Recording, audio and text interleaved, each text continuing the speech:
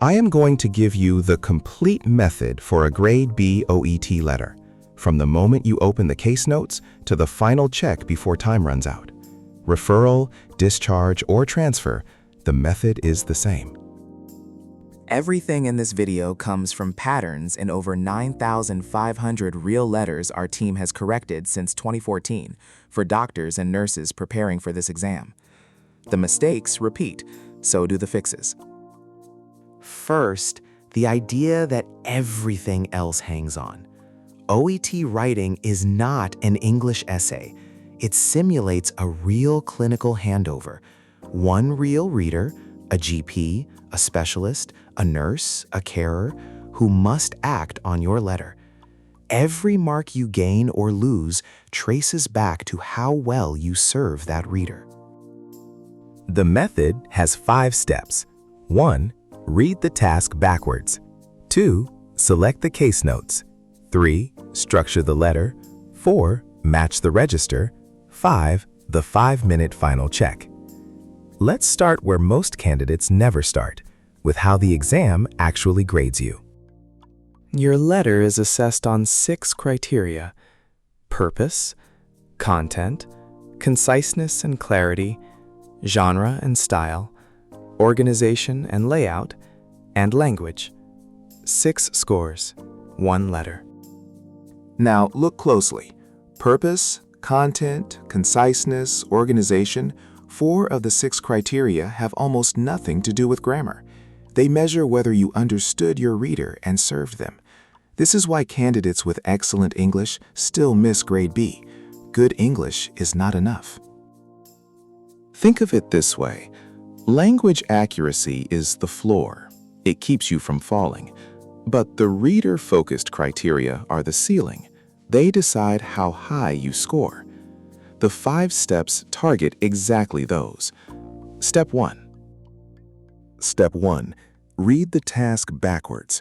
Under time pressure, most candidates dive straight into the case notes. That's backwards. The last lines of the task, the writing instruction, tell you who your reader is and what they must do. Read that first. From that instruction, answer 2 questions before you read a single case note. Who exactly will read this letter, and what must they do after reading it? Continue care?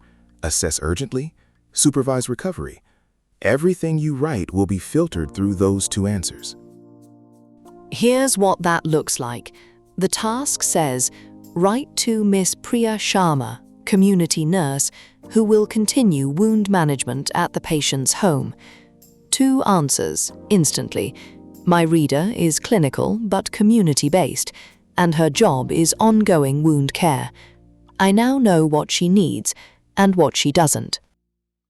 And here's the trick that changes everything. Draft your purpose sentence now, before you read the notes. I am writing to refer, to request, to hand over. With the purpose fixed in your mind, the case notes stop being a wall of information. They become answers to a question you've already asked. Step 2. Selection. Now, and only now, open the case notes. Every note you read faces exactly one question. Does my reader need this to do their job? Not, is it true? Not, is it in the notes? Does my reader need it? Sort every note into 3 bins. Bin 1, the reader must know this to act safely. Bin 2, it helps, it changes or informs their management. Bin 3, it does not belong in this letter at all. Bin 1 is your body paragraphs. Bin 2 earns a sentence. Bin 3 never appears. Back to our community nurse. Must know the current state of the wound, the exact dressing regime, warning signs of infection, and when the surgical review is booked. That is her job on paper. It goes in clearly and completely.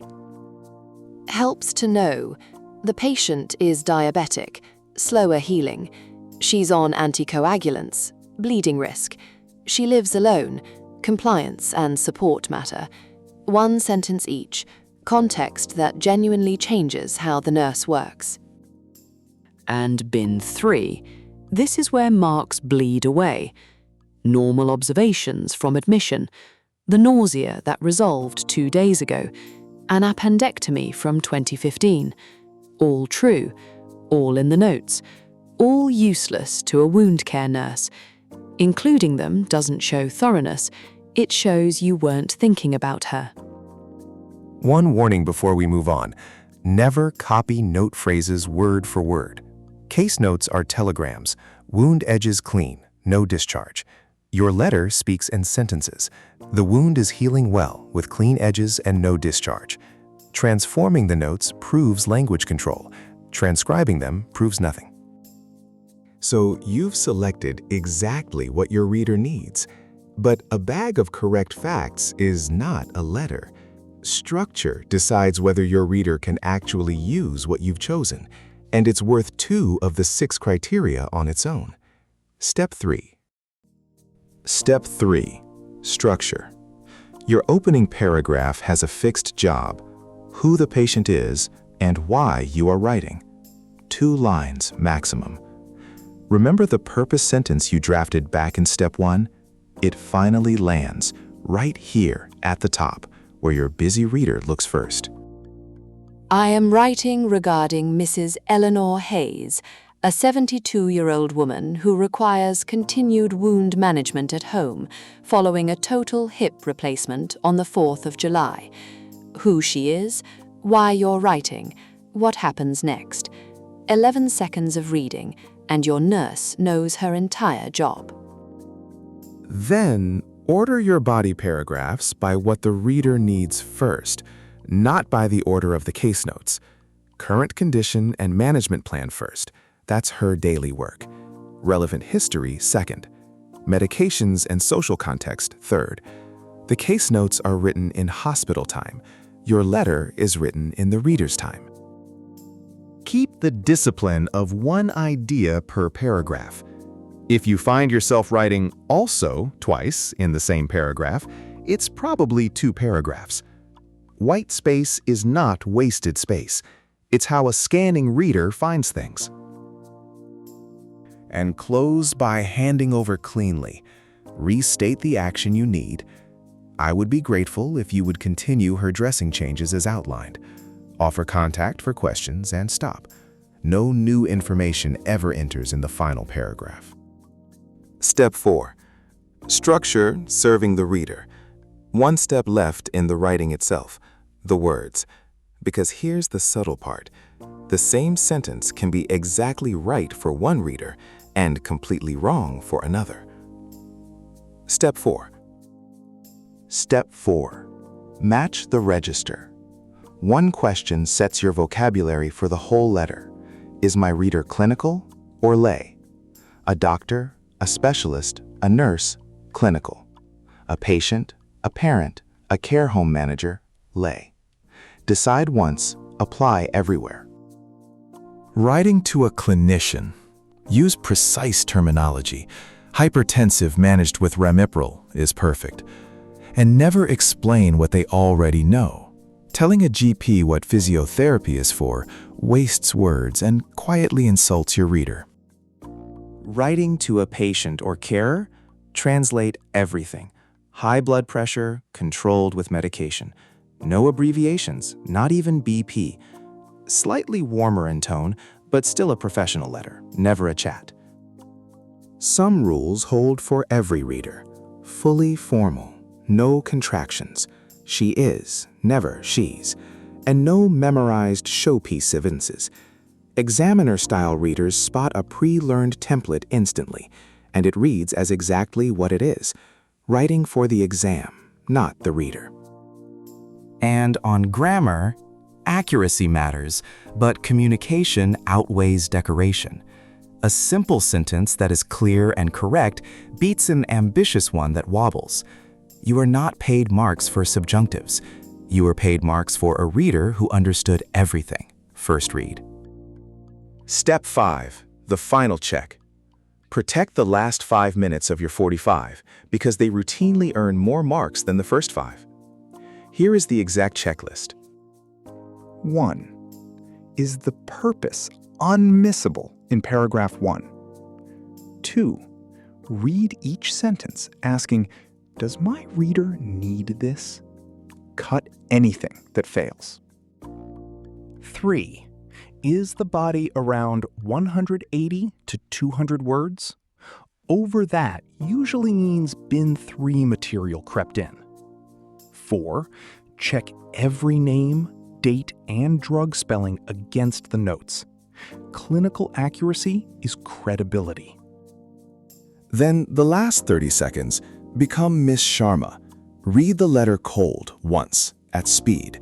Could you do her job with only this page in your hand? If yes, you've written a grade B letter. If you hesitate anywhere, that's your fix. Let's put the whole method on one screen. Read the task backwards. Select with the 3 bins. Structure for the reader's scan. Match the register. And check as the reader. Notice all 5 steps are the same habit wearing 5 hats. Before you write a word, see the one person who will read it. One honest truth to finish. A method gets you to a good letter, but nobody can reliably mark their own writing. You will read what you meant, not what you wrote. The candidates who convert this method into a grade B result close the loop. Write, get expert feedback, fix the pattern, write again. That's exactly what we do at OETWritingCorrection.com. Send us your practice letter and you'll get examiner-style feedback on all 6 criteria, a practical rewrite, and a clear explanation of where every mark went, back within 24 to 72 hours. Start with a single letter or save with the 5 and 10 letter packs from $5.50 per letter. The link is in the description, along with our free letter checker. If this helped, subscribe. We publish OET writing walkthroughs like this every week. Quick note, this channel is independently operated and is not affiliated with or endorsed by OET or CBLA. Now go write a letter Miss Sharma would thank you for.